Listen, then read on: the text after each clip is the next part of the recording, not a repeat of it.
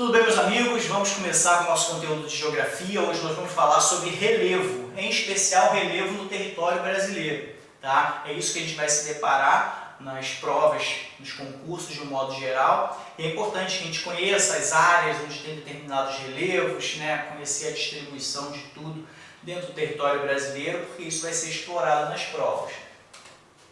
Para início, eu queria que a gente entendesse o que são províncias geológicas. Tá? Nós temos basicamente 3 tipos de províncias geológicas. Nos próximos slides nós vamos falar especificamente sobre cada uma delas. Mas aqui eu já queria que a gente tivesse uma noção. Nós temos os escudos cristalinos, tá? Esses que estão aqui num tom mais marrom. O que são os escudos cristalinos? São partes da crosta terrestre. Entenda a crosta terrestre como se fosse a capa da Terra. Tá? A gente tem lá o núcleo, tem o manto. Por fora a gente tem a crosta terrestre, que é aquela camada fina de terra. Na crosta terrestre, algumas partes estão bem consolidadas, são mais antigas, estão bem estabelecidas. Esses são os escudos cristalinos. Tá? A gente tem aqui escudo das Guianas, escudo do Brasil Central, escudo Atlântico. Pensa que essas áreas aqui são bem estabelecidas, são bem cristalizadas, né? Fazendo alusão ao próprio nome escudo cristalino. A gente tem os dobramentos. O que são dobramentos? É quando você tem o choque de duas placas e elas se pressionam, duas placas tectônicas, elas se chocam, se pressionam e começa a subir um dobramento ali, uma dobra na crosta terrestre. Nós temos aqui algumas dobras, tá? Que é essa partezinha mais lilás, tá certo? E o que é importante sobre isso aqui? A gente vai voltar a falar isso, mas eu gostaria já que você mentalizasse isso. Nós não temos dobramentos modernos no Brasil, tá certo? Dobramentos modernos é Andes, Himalaia, né, que continuam ali acontecendo, né, as crostas continuam se colidindo, formando.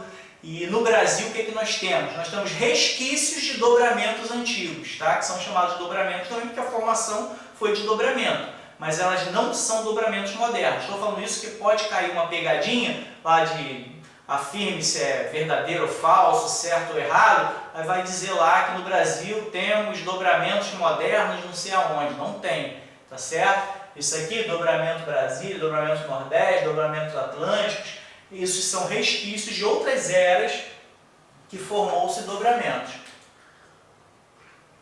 Nós temos também as bacias sedimentares. Tá? O que são as bacias sedimentares? Pensa num terreno em que a sua composição é de sedimentos, de fragmentos de outras áreas. Tá? Então a gente tem aqui essa área aqui, que é uma bacia sedimentar. O que a gente lembra aqui? O rio Amazonas passando por aqui. Então aqui a gente tem também uma bacia sedimentar do Paraná, bacia sedimentar do Maranhão. E a gente tem uma diferença, eu coloquei aqui em amarelo e verde para diferenciar, que essa área verde ela é mais recente. As eras, né, nós temos aqui o Paleozoico, Mesozoico e Cenozoico, estão na ordem. O período aqui Cenozoico é o mais recente. Então, nesse período Cenozoico, nós vamos ter um pouco dessa parte amarela, mas principalmente a verde, tá? Que é do período Cenozoico. Tá legal? Então, aqui está em ordem de formação. Então, vamos lá. Falar sobre os escudos cristalinos. Como eu falei no slide anterior, essas partes marrons aqui, tá? Como nós chegamos a mencionar, consolidação da crosta terrestre. Nós temos nos escudos cristalinos a crosta terrestre já bem consolidada, tá? Ela tem ali uma estabilidade ao longo de muito tempo. É uma formação mais antiga, diferente das bacias sedimentares, que foi se sedimentando sedimentos, se me permitem a redundância, com o passar do tempo aquele foi acumulando, então ela continua sendo construída ali ao longo do tempo. Essas áreas em marrom ali já tem mais tempo, está ali, está consolidada aquela área. Ela é constituída por minerais e ocupa 36% da superfície terrestre, tá bom? Então olhou para essas áreas assim chamadas de escudos, lembra que é algo que já está consolidado, é um período mais antigo que estabilizou esse terreno ali, tá bom? Agora sobre dobramentos, como eu tinha falado anteriormente, a primeira coisa que eu preciso que vocês lembrem, deve estar em algum lugar aqui nesse slide, não há dobramentos modernos no Brasil, beleza? Em algum momento a gente vai falar sobre isso. Os dobramentos eles são formados por movimentação das placas. Lembra que a crosta terrestre é dividida em várias placas tectônicas. Nas divisões dessas placas, algumas vezes se choca, né? Aí vai para o fundo, ou se choca e levanta, ou se choca, uma passa por cima da outra. Tem vários tipos de choque entre as placas. Quando você tem a elevação de uma montanha a partir desse choque, é que se forma os dobramentos, tá? São cadeias orogênicas. Esse nome aqui o pessoal gosta de colocar em provas, em livros. O que é a orogenia? É a formação de montanhas por conta dessa movimentação, nessas dobraduras que a gente tem lá na crosta terrestre, tá bom? Então esses são os movimentos orogênicos. Então nós temos cadeias orogênicas, cadeias de montanhas formadas por esse processo. Os dobramentos, eles são relativamente recentes, né? Lembrando que quando a gente fala de modernos, a gente está falando de outros. Vou até achar aqui, ó, Cordilheira dos Andes, Himalaias, Alpes, esses são modernos, tá? Esses que estão no Brasil aqui são resquícios de outros mais antigos. Geralmente têm elevadas altitudes, tá? Porque foram formando, são verdadeiras cadeias de montanhas que nós temos, tá? Os modernos, eles têm instabilidade tectônica, tá? Isso é muito importante que a gente tenha em mente. Por quê? A crosta terrestre está mexendo ali. Pode formar vulcão, pode ter terremoto, então tem uma instabilidade tectônica nessas regiões de dobramentos modernos. É que eu botei aqui o que eu falei para a gente sempre lembrar. O Brasil não possui dobramentos modernos. Quais são os dobramentos modernos que a gente tem? Tem os Andes, tem o Himalaia, tem os Alpes. Por que o Brasil não tem dobramentos modernos? Porque ele está no meio de uma placa tectônica. Imagina uma placa tectônica aqui, gigantesca aqui, as bordas delas encostam em outras placas, aí dá terremoto, faz montanha, faz uma série de coisas. Faz fossas, né, quando as duas afundam, mas o Brasil estaria no meio. Então não tem nenhuma placa ali para formar uma cadeia montanhosa de dobramento moderno hoje em dia, tá bom? Os dobramentos antigos, eles são cinturões orogênicos, né, de outras épocas. Então vamos seguir aqui. Bacias sedimentares, tá bom? O que a gente tem aqui? Elas são geralmente, se a gente conseguir colocar, se a gente conseguisse olhar na horizontal, a gente vai ver que geralmente elas ficam mais baixas, né? Porque são lugares onde as outras regiões depositaram sedimentos, ou própria passagem de rios vai ocupando ali com sedimentos que o rio vai arrastando. Então a gente tem depressões no relevo, tá? Elas são mais fundas. Elas têm, o que elas são compostas ali? De fragmentos de rochas que saíram de outras áreas para compor aquilo ali. Então nós temos vários fragmentos de rochas que foram erodidas, passaram por erosão em outras partes e se depositaram ali nessas bacias sedimentares. Já pode haver ali sedimentos orgânicos, né? E esses sedimentos orgânicos criam outras formações, por exemplo, mares e lagos soterrados. Imagina que numa era geológica lá atrás tinha um mar, tá? E aquele lugar ali foi erosão de cadeias de montanhas nas laterais, soterrou aquele mar ali. Aí nós temos, pelo fato de haver ali no mar plâncton e águas, se você explorar aquela área, você pode de repente encontrar petróleo. Isso eu estou falando muito tempo, tá? E quando que foi soterrado pela bacia sedimentar? Foi pântanos e florestas que foram soterradas. Pelo fato de haver celulose, é possível encontrar ali, se for explorado, carvão mineral. As bacias sedimentares, elas ocupam 64% do território brasileiro. Então, uma área muito grande. A gente vai observar as bacias sedimentares aqui, ó, as regiões amarelas e as verdes também. Tá? Só lembrando daquele slide anterior, que essa parte verde é a parte mais recente ainda, que vem do Cenozoico para cá.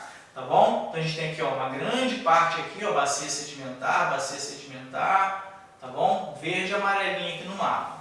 Tá ok? Vamos falar um pouquinho sobre a formação do relevo. Para formar o relevo de determinado lugar, nós temos os chamados agentes endógenos, que são agentes internos, e nós temos os agentes exógenos, que são os agentes externos. Tá bom? A gente tem esses dois tipos de agentes. Qual a diferença entre eles? Os endógenos vêm de dentro, tá? Imagina, de dentro da Terra está vindo aquele agente. E o que são os exógenos? Que são aqueles que vêm de fora. Então vamos lá. Os agentes endógenos, eles são impulsionados pela energia contida no interior do planeta. Tá? Então a energia no interior do planeta é que vai formar aquele relevo na região. Por exemplo, tectonismo, né? Que são movimentos das placas tectônicas. Vai gerar a orogênese, né? Que a gente vai ter orogênese e pirogênese, são as formações de montanhas, tá bom? Então a gente, pelo movimento ali das placas, você vai ter a formação de montanhas. Nós temos o vulcanismo, né? Imagina, de repente explode um vulcão, vai fazer uma formação ali, e essa energia para formar aquela montanha, que antes um dia foi um vulcão, foi vinda, né? Aquela energia veio do interior da Terra. Não foi vento, não foi chuva, não foi nada disso. A energia veio de dentro. Por isso são agentes endógenos ou internos. E nós temos também abalos sísmicos, que são terremotos. Às vezes um grande terremoto, né, consegue fazer uma formação diferente ali, uma cratera, um lugar mais elevado que o outro, dependendo do terremoto, pode fazer alteração no relevo. Então esses são agentes endógenos que formam o relevo de determinada região, tá certo? E os agentes exógenos, eles vão modelar a crosta terrestre. Observa, eles não vão formar nada, eles vão modelar. De repente um vento passando em determinado local, ele vai modelando aquela área ali, tá?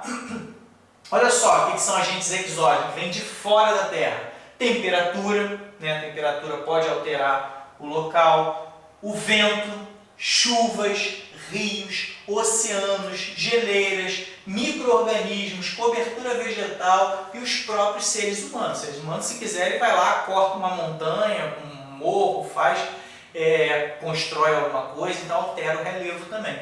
Todos esses elementos aqui, observa, nenhum deles vem de dentro da Terra. Todos eles são capazes de alterar o relevo, mas vindo externamente vai modelando o relevo, tá certo? Então, lembra dessa diferença entre agentes endógenos e agentes exógenos, tá? Um é interno e o outro é externo. Planaltos e planícies. Eu mostrei aqui uma série de mapas, esse aqui é só o primeiro, que eu preciso que a gente entenda que ao longo do tempo houve uma evolução no entendimento sobre planaltos e planícies, tá? Adaptados por conta da evolução da tecnologia e também, né, das teorias, das novas teorias que foram criadas. Então eu coloquei aqui primeiro de Haroldo de Azevedo, que ainda consta em bibliografias, para que a gente entenda. Ele fez há bastante tempo isso aqui. E a gente tem aqui como ele classificou o Brasil em planaltos e planícies, tá? Ele pegou essa região aqui e chamou de planalto. Ele chamou isso aqui de planalto, isso aqui é uma planície, né? O que é verde é planície, uma planíciezinha do Pantanal, tá? Que é mais funda, tem aqui a planície amazônica, por onde passa o rio Amazonas, e tem a planície costeira, que todos nós sabemos que realmente é mais baixa, né? Porque já está ali no nível do mar. Pela definição de Haroldo de Azevedo, planaltos, o que são planaltos? Essas áreas aqui amarela ou laranja aqui. O que são planaltos? São terrenos levemente acidentados com mais de 200 metros de altitude. Ele definiu que o que tinha mais de 200 metros de altitude vai ser definido como planalto. Planícies são superfícies planas, né? São superfícies planas com altitudes, ou seja, a altura delas, são inferiores a 200 metros. Então, basicamente, o que Haroldo de Azevedo fez lá atrás? Ele botou os 200 metros como padrão, tá? Se está acima de 200 metros, é planalto. Se estiver abaixo, é planície, tá? Mas tem que ser umas pedras, não adianta só uma montanha com pico. Mas se você tem uma área que tem mais de 200 metros de altitude, aquilo ali é um planalto. E se a gente tiver menos de 200 metros, a gente vai ter uma planície. Aí, a gente chega em Aziz Absaber. Ele vai definir que planalto não é a questão dos 200 metros que vai definir. É uma área, isso é utilizado em muitas biografias até hoje, é uma área em que os processos de erosão superam os de sedimentação. Pensa, eu tenho aqui uma estrutura alta pra caramba, que fica sendo erodida pelo chão, uma chapada, por exemplo. Então você lembra aí da Chapada dos Guimarães. Você tem um platô lá grandão e uma partezinha lá, né, que sofre erosão do vento, enfim, eventualmente da chuva, que vai tirando parte daquilo ali. Então, aquela parte lá, como que ele define aquilo como um planalto? Porque ele tem mais erosão do que sedimentação. O que vai sedimentar ali? Praticamente nada. Ele fica sendo erodido o tempo todo, principalmente nos seus contornos. Então ele vai dizer que uma área em que os processos de erosão, de corrosão, né, vamos chamar assim para entender melhor, é maior do que o de sedimentação. Enquanto planícies vão ser áreas mais ou menos planas, mas que os processos de sedimentação superam o de erosão. Ou seja, imagina uma planície amazônica, por exemplo, você tem muita deposição de sedimentos ali e aquilo ali vai ser uma planície. Você tem mais sedimentação ali do que erosão. A erosão seria, entre aspas, a destruição da estrutura por agentes externos. Tá bom? Então, a formação do oásis absáber vai ser um pouquinho diferente da anterior. Olha a diferença aqui, ó, só para comparar. Tá vendo aqui? Planalto aqui, a planície. Aí a gente chega aqui, ó. A gente vai ter algumas diferençazinhas, tá? Até nas nomenclaturas, porque a definição dele agora era observar a sedimentação ou a sedimentação ou a erosão do local, tá? Então ele chamou aqui planícies e terras baixas amazônicas. Essa faixazinha aqui, o planalto aqui ampliou um pouco. Então a gente tem aqui vários planaltos, né? Planalto do Maranhão, Piauí, Planalto Nordestino, serras e planaltos do leste. Começou a dar termos mais técnicos para avançar no conhecimento. E olha só que interessante, essa definição dele, ele falou que independe das cotas altimétricas, não tem mais cota. O que é cota altimétrica? A cota de altura para você definir o que é planalto e planície. Você pode ter uma planície que está a mais de 200 metros.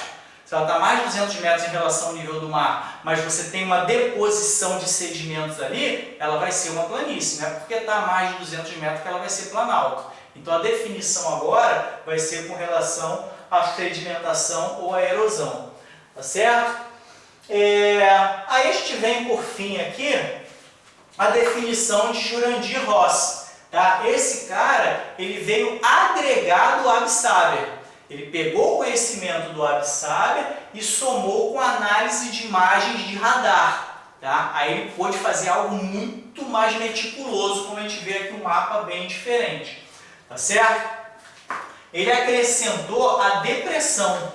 Além de planaltos, planície, ele acrescentou a ideia de depressão, que seria um relevo aplainado, rebaixado em relação ao seu entorno. Imagina que você tem uma partezinha que está mais baixa aqui e o entorno em volta dele, como num vale ou como uma cratera, você tem um entorno mais alto, então você vai chamar aquilo ali de depressão, tá certo?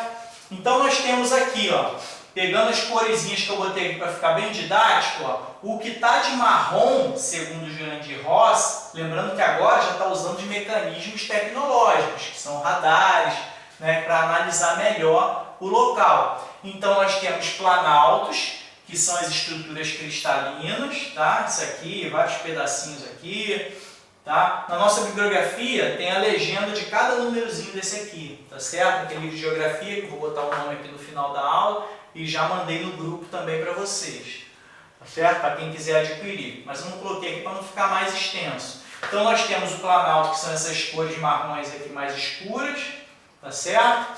Que segue a ideia dele, do Absáber, que a gente viu anteriormente, acrescentada com imagem de radar para verificar realmente se aquilo ali está batendo. E nós temos outro tipo de planalto, que são bacias sedimentares, mas são bacias sedimentares porque têm sedimentos, mas são consideradas planaltos porque tem, né, tem ali a relação que ele traz, né, de processos de erosão superando os de sedimentação, e a gente que são esses marronzinhos mais claros aqui, ó, esse aqui assim, ó. Isso aqui são os outros tipos de planaltos, não sei se vocês conseguem ver aqui. E a gente tem as planícies, que são esses verdinhos aqui, tá certo? Esses aqui são as planícies. E a gente tem, por fim, as depressões, que são essas partes mais claras, tá? Que ele vai considerar isso como depressão, porque não se enquadra nos outros. Aqui tem, nos seus entornos, tem áreas altas, tá? Então você observa que nessas depressões aqui, nos seus entornos, vai ter áreas que são mais altas. É como se tivesse vales ou grandes crateras. Então a gente vai ter ali o seu entorno é mais alto e aquela parte ali é a parte mais funda, ele vai considerar como depressões. Beleza? Tranquilo? Então vamos seguir. Ainda sobre esse aqui, sobre essa estrutura aqui, vou até adiantar o outro slide. Vocês conseguem ver que essas linhas vermelhas são definições para a gente tentar enxergar horizontalmente, que a gente vai ver daqui a pouco. Tá? A gente vai olhar isso aqui como se estivesse olhando horizontalmente para lá para ver como é que as alturas e as partes mais baixas aqui. Mesma coisa aqui. A gente vai olhar daqui para cá para ver o que é alto, o que é baixo. E aqui também a gente vai olhar assim. Vai ter os cortes no próximo slide.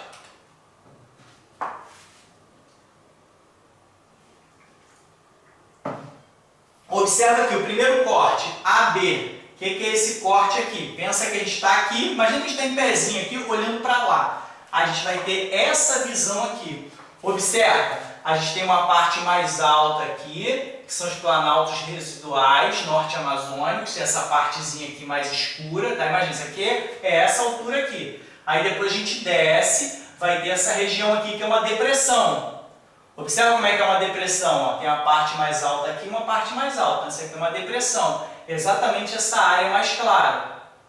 Aí depois sobe um pouquinho para a gente chegar na planície do Rio Amazonas, que vai ser essa região aqui. E observa, não sei se dá para ver aqui pequenininho, seria o rio vindo, a gente vendo o rio aqui no corte, né? O rio está vindo para cá assim. Então se a gente conseguir olhar assim, daqui para lá, a gente vai ver só esse valezinho por onde passa o Rio Amazonas, tá? Aí continua seguindo aqui, normalmente, depois tem as subidinhas, as descidas, e vai seguindo aqui até chegar esses planaltos residuais sul-amazônicos, tá? Que são essa parte aqui que é mais alta, beleza? O que é esse corte aqui? É exatamente o CD, é como se a gente estivesse olhando daqui para lá, tá? O que a gente vai ter aqui primeiramente? A gente vai ter essa parte aqui, que são os planaltos, né? Um planaltozinho chapado da bacia do Parnaíba. Depois a gente vai ter uma depressão, começa a depressãozinha aqui. Aí depois a gente sobe para ter esse planalto da Borborema aqui, que começa a subir aqui, tá certo? Até chegar lá na parte oceânica aqui, que a gente vai descer de novo. Aqui a gente tem o corte EF, tá? Que é esse daqui. Mesma coisa, a gente começa aqui com uma planície, tá? Verdinha aqui, ó, planície Pantanal Mato Grossense. Aqui onde está o Pantanal, lugar que muitos períodos fica alagado. Então nós temos aqui, aí depois a gente sobe, né? Vai subir aqui, a gente vai ter planaltos e chapada da bacia do Paraná. A gente vai ter o Rio Paraná passando aqui. Aí sobe, vai ter uma depressão. Né? A gente vai ter a depressãozinha aqui, depois sobe de novo para ter planalto e serra, depois desce para o oceano, tá? Desce para cá para o oceano. Então aqui, esses cortes dá para a gente entender efetivamente como é que são aqui, né, os relevos, né, olhando daqui para cá, daqui para cá, daqui para cá. Tá? Então se aparecer imagens como essa, lembra que meramente são cortes que estão indicados no mapa, beleza? Agora, só para a gente conhecer as classificações dos relevos, né, que a gente tem no território brasileiro. Coloquei só algumas imagens aqui, a gente vai falar sobre vários, só para a gente conhecer. Então nós vamos ter serras, nós temos escarpas, planaltos, planícies, depressões, chapadas, tabuleiros, cuestas. A gente vai ter vários aí, entre outros, que a gente vai colocar. Tá? O primeiro que eu queria falar é a planície. O que é a planície se a gente tiver a oportunidade de vê-la de perto? Tá? É uma imagem semelhante a essa. Um local muito plano em que a sedimentação, entenda, a sedimentação, né, tem maior influência no momento ali naquela região. Então essa região ela tem uma série de sedimentações que foram colocadas ali ao longo do tempo, né? E formou essa planície aqui. Pode vir das montanhas, pode vir do próprio rio trazendo sedimentos, tá bom?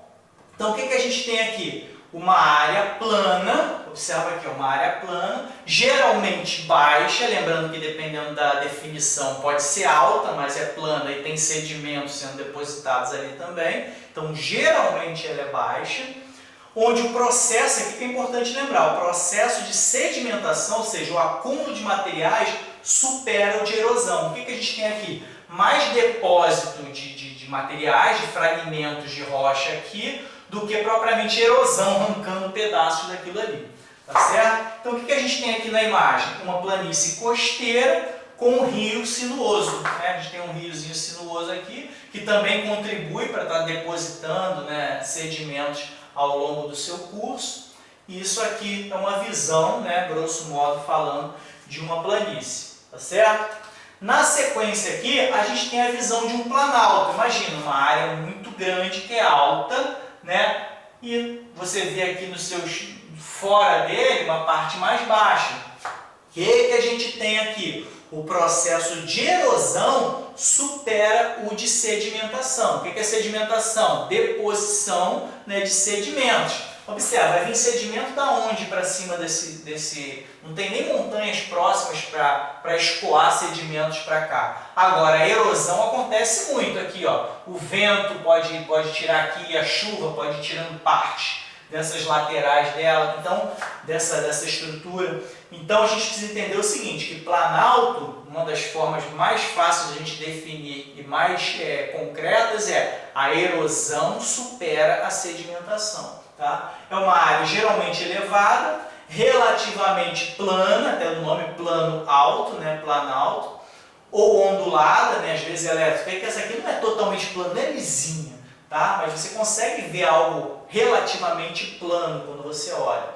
Onde o processo aqui que é o mais importante, como eu falei, processo de erosão supera o de sedimentação, diferente da planície que a sedimentação supera a erosão. Tá? O que a gente tem aqui? Uma vasta extensão de terras altas e planas, tá certo? Então a gente tem aqui um planalto.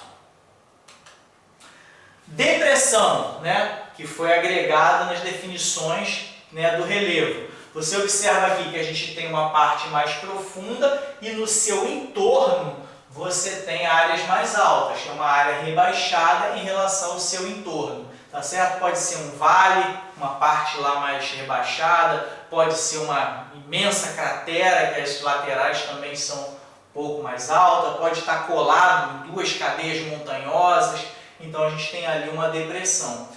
Isso aqui a gente tem uma grande, entre aspas, né, bacia, que não é bacia sedimentar, ou vale cercado por terrenos mais altos. Então você tem aqui essa parte da depressão, observa que aqui você tem uma parte mais alta, aqui você tem uma parte mais alta, tá certo? Então, olhou uma estrutura assim, a gente enxerga uma depressão. O que é uma chapada? Chapada é um tipo de planalto, tá? Um tipo de planalto, lembra do que a gente falou anteriormente, com topo plano, mas só que ela tem encostas. As encostas dela são escarpadas. O que são escarpadas? São esses cortes aqui, ó, quase que verticais, tá vendo? Isso aqui é uma chapada. Você tem o planalto, mas você tem esses cortes aqui causados pela erosão, tá certo? São encostas escarpadas. Lembrando uma grande mesa, certo? Que é reto aqui e relativamente reto aqui, então parece uma mesa. Uma chapada imponente com suas paredes verticais, tá certo? Olhou essa estrutura aqui e você vai ver uma chapada. O que é uma escarpa? Escarpa é essa queda abrupta, inclusive que a gente acabou de ver aqui. Isso aqui são chamadas de escarpa, tá? A gente olhou toda a estrutura como sendo uma chapada, que é plano e tem escarpa. Aí aqui a gente está falando especificamente da escarpa. É a borda abrupta, ou seja, caiu isso aqui, né, reto, ou um degrau, né, que separa terrenos de diferentes altitudes. Observa, isso aqui está separando terrenos de altitudes diferentes. Tem um terreno lá embaixo, aí você tem a escarpa aqui e você tem um terreno mais alto, é como se fosse um degrau aqui. Então isso é chamado de escarpa. O que a gente tem aqui na imagem? Uma escarpa íngreme e rochosa, marcando o limite de um planalto. Então você vem com um planalto aqui e depois cai na escarpa para o terreno mais baixo. Beleza? Então escarpa é isso aqui, tá? Então vamos lá. Agora a chamada cuesta, tá? Isso aqui é interessante, que é uma forma assimétrica, em que um lado eu tenho um declive e no outro eu tenho um corte abrupto e íngreme. Observa aqui, eu tenho uma queda abrupta, caiu de repente, mas do outro lado lá eu tenho uma formação mais suave. Isso aqui é chamado de cuesta, tá? É a formação com assimetria entre os lados. De um lado eu tenho uma coisa mais suave, do outro lado eu tenho um corte mais abrupto, muitas vezes até com uma própria escarpa, como a gente viu anteriormente. Tá certo? O que é um tabuleiro? O tabuleiro ele lembra um pouco a chapada, só que a chapada é alta pra caramba. Quando a gente tem um tabuleiro, ele tem essa semelhança, né, que é a superfície mais plana, com uma quedazinha, só que ele tem uma altitude mais, né, menos elevada, e ele geralmente fica nas regiões costeiras. Então ele é semelhante à chapada, mas tem menor altitude e extensão, comum em regiões litorâneas, que está perto da proximidade ali do mar. Tá certo? Então falou em tabuleiro, você lembra dessas estruturas aqui. Tá? Cuidado para não confundir com chapada, tá bom? Aqui a gente tem na imagem uma formação costeira com topo plano. Uma formação costeira, que a gente tem um topo plano, chamado de tabuleiro. O que é montanha?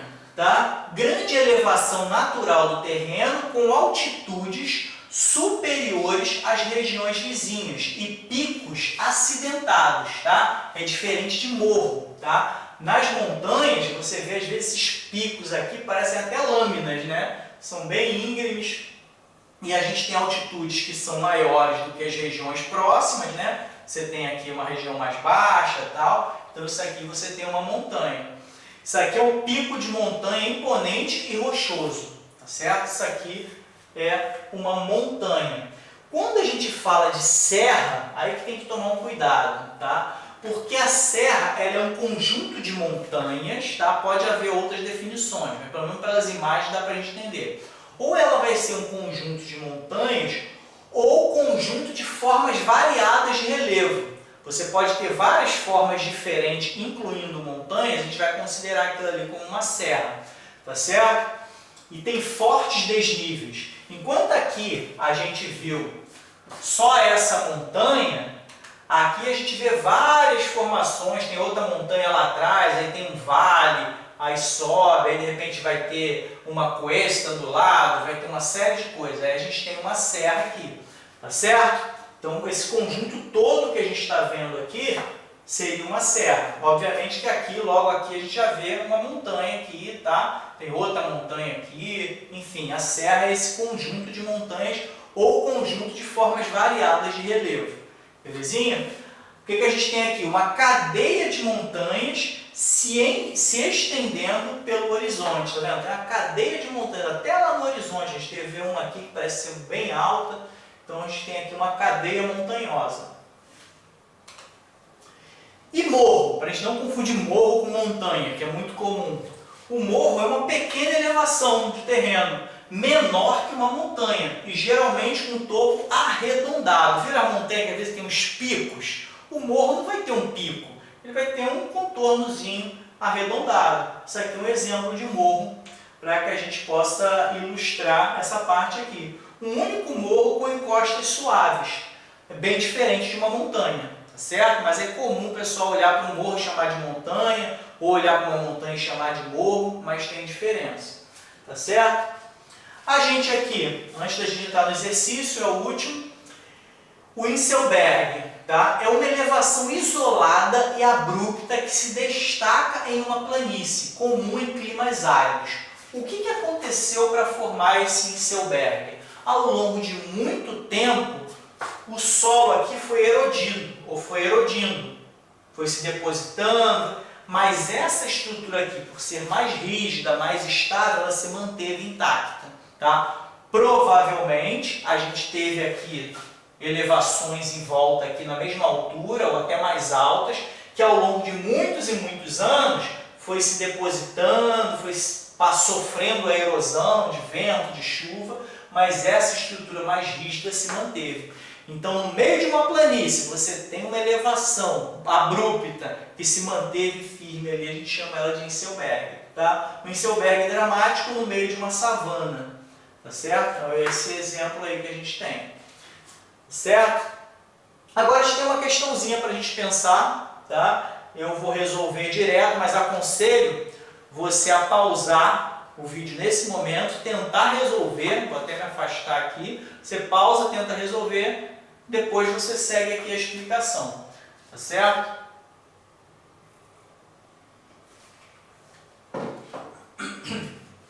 Vamos lá.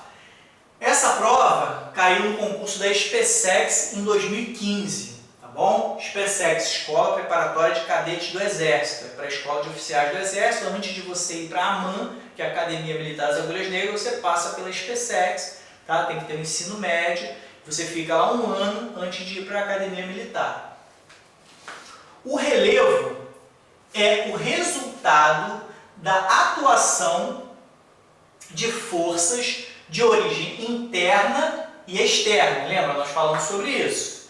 Tem a atuação de forças endógenas e exógenas, tá? Para formar o relevo, as quais determinam as reentrâncias e as saliências da crosta terrestre. Então vai determinar lá se está mais fundo, se vai ficar mais alto, né, essas forças internas e externas. Sobre esse assunto, podemos afirmar que, primeira observação, a banca foi até generosa com o aluno. Poderia ter colocado endógena e exógena, mas preferiu botar interna e externa, que é muito mais fácil de entender, tá certo? Mas eu já botei aqui para você conhecer os dois termos. Aí, sobre esse assunto, né, sobre relevo, formação do relevo, nós podemos afirmar que, você está falando que podemos afirmar que, significa que a gente tem que identificar as que estão corretas. E nós temos aqui esse tipo de questão para quem não está acostumado. Vai ter uma série de afirmativas aqui, ó, 1, 2, 3, 4 e 5. Depois eu vou ter que assinalar a alternativa que apresenta as afirmativas corretas. Por exemplo, a primeira aqui está dizendo 1, 2 e 3. Se eu verificar que a 1, 2 e 3 estão certas, eu vou marcar aqui. Se eu achar que a 1, 3 e 4, eu vou marcar aqui. Tá? Então primeiro a gente tem que identificar o que está certo aqui, depois para ver qual que é a alternativa que vai estar certa. Esse tipo de questão explora a possibilidade do cara cobrar vários assuntos numa mesma questão, né? Não é uma pergunta direta sobre alguma coisa. Ele afirma um monte de coisa, aí você numa mesma questão tem que mostrar conhecimento de diversos aspectos, não apenas um. Tá certo? Então vamos lá, vou tentar marcar aqui o que tiver certo. Primeiro, vou colocar a corzinha da caneta aqui. Então vamos lá. 1. O surgimento das grandes cadeias montanhosas, como os Andes, Alpes e Himalaia. O que a gente falou dessas cadeias aqui? Alpes, Andes e Himalaia são dobramentos modernos, que não tem no Brasil. Só relembrando aqui, o surgimento delas resulta dos movimentos orogenéticos, ok, né? Lembra que a gente explicou? As placas estão se chocando, nessa de se chocar, uma delas sobe e faz uma cadeia montanhosa. Então é a forma de, né, isso aqui, orogenética, a formação de montanhas, o significado dessa palavra aqui. Caracterizados pelos choques entre as placas tectônicas. Perfeito. Essas cadeias aqui são formadas por movimento orogenético, enquanto as placas tectônicas, a gente explicou. Então essa 1 aqui, ó, está correta. Tá? Aí a gente vai para 2. O intemperismo químico, né, as intempéries químicas, vão fazer o quê? Vão ser chamadas, vão ser agentes esculpidor. Vou ler do jeito que está aqui, para não atrapalhar mais.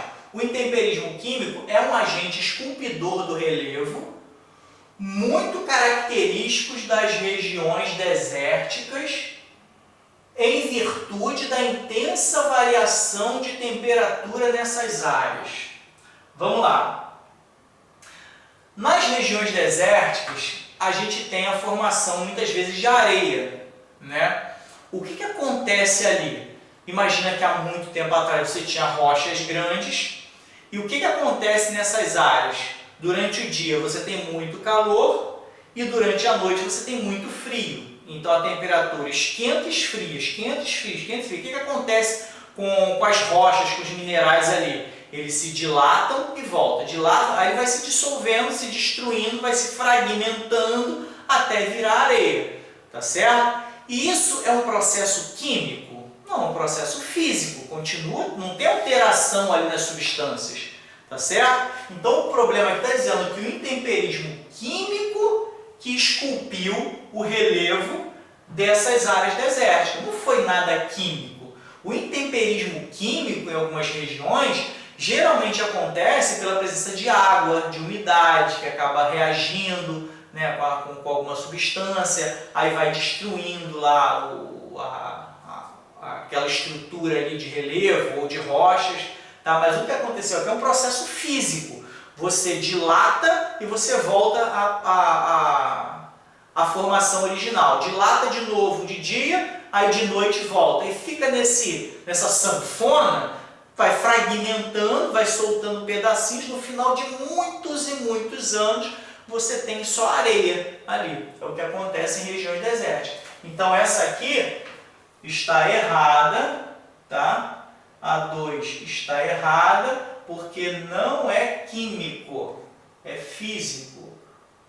O intemperismo aqui, em regiões desérticas, é um processo físico de dilatação, né, e retorno à posição original quando esfria. 3 agora. Extensas planícies, lembra da planície? Botamos as imagens lá, né? Mais ou menos plano, sedimentação maior do que a erosão. Então vamos lá, já visualizando, vamos dar prosseguimento. Extensas planícies, como as dos rios Ganges da Índia e Mekong no Vietnã, são resultantes do trabalho de deposição de sedimentos feitos pelos rios, formando as planícies aluviais. Aí aqui, como citou, né, Rio Ganges, Rio Mekong, que a gente não está acostumado, conhece Rio Amazonas, Rio Paraná, Rio São Francisco. Agora esses rios de outros países requerem um conhecimento geográfico mais aprofundado, né, que não entraria no conhecimento de relevos do Brasil.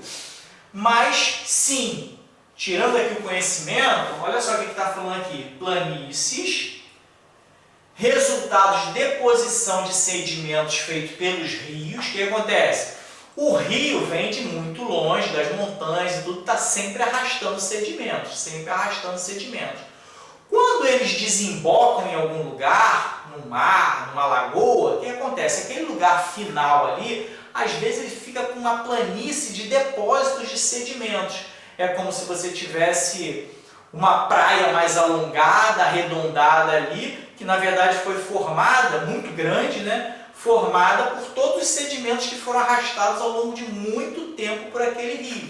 Então a gente tem sim a formação de uma planície aluvial por conta da deposição de sedimentos que foram arrastados pelo rio. Tá? Esse aluvial é relativo a esses sedimentos de areia que são depositados ali, é relativo a aluvião, tá? Que é essa região ali que você teve uma deposição de areia durante um longo tempo. Então se forma realmente uma planície aluvial. Agora, só esse detalhe de saber que isso acontece especificamente lá na Índia e no Vietnã, aí é um conhecimento mais aprofundado que entraria em geografia, né, física no mundo todo, tá bom? Mas a parte teórica aqui da formação da planície aluvial, por deposição de sedimentos, formando extensas planícies, tá tudo ok, tá bom? Então a gente tem aqui o 3, tá certinho, tá? Acrescentando aí somente esse conhecimento sobre esses dois rios aqui, Rio Ganges e o Rio Mekong. 4. Os planaltos brasileiros, lembrou o planalto? Uma parte relativamente elevada, né, mais ou menos plana, que o que tem de principal? A erosão é maior do que a sedimentação. Visualizou o planalto? Só em lembrar também da imagenzinha que a gente colocou lá. O lugar altão, os outros lados ali são mais baixos, não tem nada para ficar depositando sedimento ali. O que resta ao planalto é ficar sendo erodido ao longo de milhões de anos, até um dia, de repente, ele acabar e deixar um iceberg ali no meio. Tá certo? Ou alguns, né? Obviamente, depende se tiver alguma estrutura mais firme. Mas lembrou o que é planalto? Tranquilo? Lugar que a erosão vai ser maior do que a sedimentação. Então, os planaltos brasileiros caracterizam-se como relevos residuais. Essa palavra aqui muito maldosa foi colocada aqui, tá? Depois eu vou explicar por quê. Os planaltos brasileiros caracterizam-se como relevos residuais, pois permanecem mais altos que o relevo circundante, por apresentarem estrutura rochosa mais resistente ao trabalho erosivo. Veja bem, essa afirmativa aqui, ela está verdadeira. Um cuidado especial com a palavra residual, porque quando a gente fala de resíduo, faz a gente lembrar dos sedimentos, né? Uma bacia sedimentar, por exemplo, ela tem sedimentos ali, que entre aspas são resíduos que foram depositados ali, tá? Mas o sentido da ideia aqui residual é que sobrou, tá? Sobrou, é o resíduo, sobra de algo que tinha antes. Então observa aqui, pensa dessa forma aqui com a palavra residual. Os planaltos brasileiros, essas partes altas do relevo brasileiro, tá? Elas são relevos que sobraram. São resíduos de longos tempos que continuaram ali, enquanto as outras partes afundaram. Beleza? São sobras. Por isso que está perigosa essa palavra aqui. Pois, por que eles são residuais, os planaltos brasileiros? Porque eles permaneceram, continuaram ali, mais altos que o relevo que está em volta dele, circundante, porque eles, esses planaltos, apresentam estrutura rochosa, eles têm uma estrutura rochosa que é mais resistente, sustentou mais tempo ao trabalho erosivo que erodiu as partes de fora. Mais uma parte perigosa aqui. O fato de ser mais resistente ao trabalho erosivo não quer dizer que não tenha erosão. Então, o planalto, por definição, tem que ter erosão. Então essa aqui está muito maldosa, grande chance de erro, mas ela está certinha. Uma atenção especial para a palavra residual, que está no sentido que eles sobraram em relação aos outros que já erodiram, e uma atenção especial aqui com relação a esse mais resistente ao trabalho erosivo, que pode dar a entender que eles não sofrem erosão, mas sofrem sim. Tá bom? Tá certinha, mas perigosíssima essa 4 aqui. Tá? Agora, por fim, uma coisa que eu gosto sempre de lembrar aqui, conforme você vai tendo certeza de algumas, você já vai eliminando algumas aqui. Eu não fiz isso aqui para a gente não levar muito tempo a aula, mas lembra que acertou a 1 aqui, você já tem certeza que a 1 está certa, essa aqui não tem 1, eu já elimino ela, essa aqui não tem 1, eu já elimino. Num eventual chute, poxa, eu já usei o conhecimento para tirar isso aqui, então eu mereço ter mais chance de acertar entre 3 do que chutar em 5, tá certo? Então eu já elimino. Durante a prova, aquelas que você tem certeza, ajuda na eliminação das alternativas, tá bom? Agora, por fim, 5. Por situar-se em área de estabilidade tectônica, o Brasil não possui formas de relevo resultante da ação do vulcanismo. Preste atenção. Ele fala uma verdade no início, né? Por situar-se em área de estabilidade tectônica. Tá certo isso? Tá. O Brasil está no meio de uma placa tectônica, né? Os acontecimentos tectônicos, né? Vulcão, terremoto, acontecem nas bordas. O Brasil está ali no meio. Tem terremoto no Brasil? Tem. Todo dia, se mexer lá nos equipamentos, você vai ver tremores. Só que a gente praticamente não sente porque o epicentro está longe pra caramba. Mas o que acontece? A gente tem uma estabilidade. Tanto que no Brasil quase não se fala de terremoto. De vez em quando um evento, aí, um sismo acontece em algum lugar, mas a gente está num lugar de estabilidade, falando uma verdade aqui. Ó, por situar-se estabilidade tectônica, até aí tudo bem. Aí informa que a partir disso aqui, o Brasil não possui formas de relevo resultante da ação do vulcanismo. O Brasil não possui formas de relevo que vieram de vulcões? Tem sim, vários. Em vários lugares aí que a gente viaja no Brasil, você vai ver aquela montanha ali, foi um vulcão lá atrás que está adormecido e tudo mais.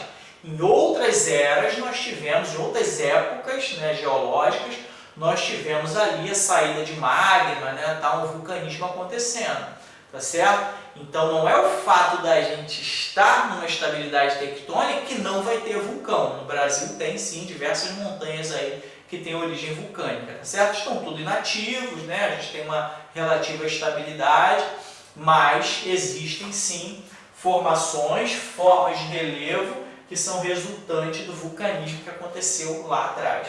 Beleza? Então essa aqui começou certinha, mas depois se baratinou ali com uma informação falsa. Então a 5 está errada. E assim, pessoal, a gente chega à conclusão que estão certas a 1, a 3 e a 4. 1, 3 e 4 é a alternativa B. Tá certo? Então a gente marca aqui a B e a gente encerra uma questão importantíssima da SpaceX, com vários conhecimentos dentro da nossa aula. Eu espero você no nosso próximo vídeo, que você estude, assista de novo, fixe, lembre de tentar anotar esses exercícios, as informações que a gente passou e algumas referências bibliográficas, como eu citei. Tá? Em termos de conteúdo, eu estou usando principalmente os livros Geografia Geral do Brasil, o volume 1, 2 e 3, de João Carlos Moreira, Eustáquio de Sena, editora e Scipione.